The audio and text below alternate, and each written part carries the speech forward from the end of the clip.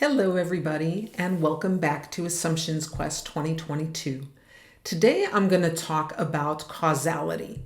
In other words, when we're making an assumption about why something exists, how do we know that the why is the real why? How do we validate? Well, first step is put on your hat of a scientist. Try to think of yourself as a scientist. Speculate and experiment.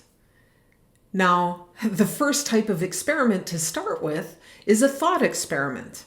If we need data, if we need a physical experiment, that could come next, but start with a thought experiment. Let me give you an example. A while back, I had a client, and they were trying to create what they referred to as their internal YouTube channel. They had produced some short videos that were explaining answers to common questions that they had gotten about aspects of the theory of constraints that they were implementing. And they published them on an internal site inside their organization. What they envisioned was that people would be putting in their search terms or their questions, the kind of questions that they would ask the expert team, like you do with YouTube. You know, how do you do this? Or I'm having a problem with that. And then they would click on the resulting video, watch, learn what they need to learn, go do what they needed to do, and then pull for more the next time they needed something. This was intended to address the ever-growing population of TOC users inside the company that were amidst a very, very small cadre of experts, a very, very small cadre of capacity-constrained experts. If I were to map their thinking, it would look like this.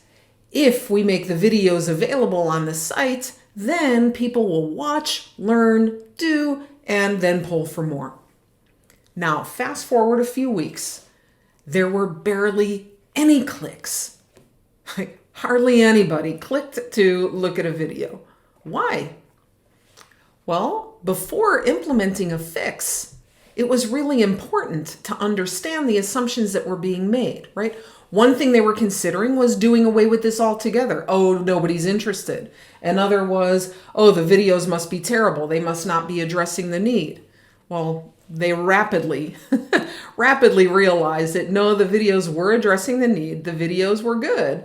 And one of the ways they tested that was took a look at the clicks that there were. Did they watch them all the way through?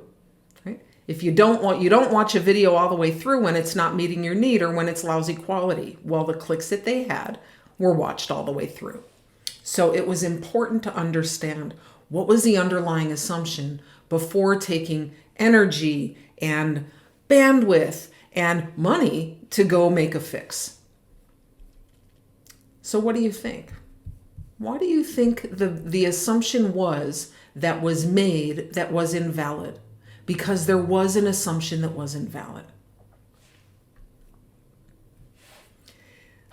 The assumption that was made that was invalid was that people were aware of the site. It turns out, right? The statement, build it and they will come, is a misnomer. Build it. Make sure people are aware of it, and then perhaps they'll come.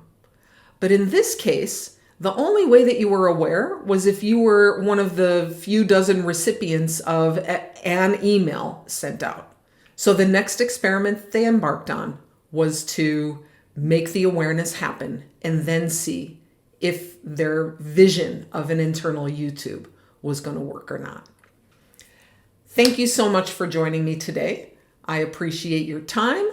I wish you well on your assumptions quest. I hope you have a wonderful rest of your day, and I hope that I see you tomorrow in the live with Jonah Lisa. Thank you.